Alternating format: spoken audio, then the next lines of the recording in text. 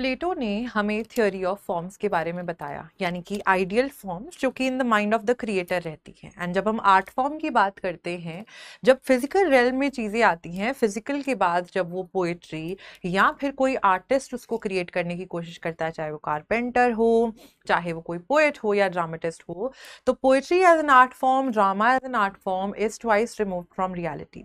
एक और चीज़ के बारे में प्लेटो ने बात करी थी, that is known as the allegory of the cave, जिसमें वो एग्जाम्पल देते हैं 3 प्रिजनर्स की जो कि एक केव में बंधे हुए हैं, जिसमें से एक प्रिजनर को एक दिन छोड़ दिया जाता है। Whatever in the cave they are viewing, they are chained like this only, and वो जो भी देख रहे हैं वो यहाँ से आ रही लाइट के थ्रू जो शैडोज बन रही हैं उनको ही सच मान के चल रहे हैं, क्योंकि वो पीछे नहीं मुड़ सकते।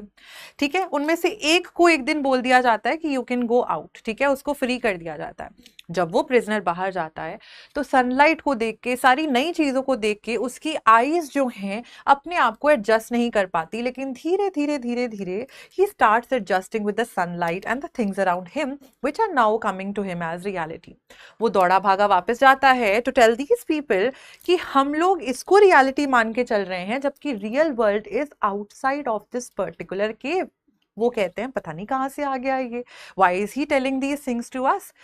प्लेटो ने ये एलिगरी इसलिए यूज करी थी टू टेल पीपल कि किस तरीके से जब कोई फिलोसोफर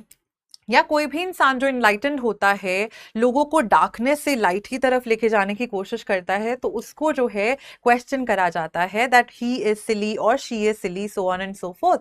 तो प्लेटो का मानना था कि हमारे माइंड में जो भी आइडियाज एग्जिस्ट करते हैं, reality is also something which exists in the light and not in the darkness, and that is what he wanted to prove through this particular allegory of the cave.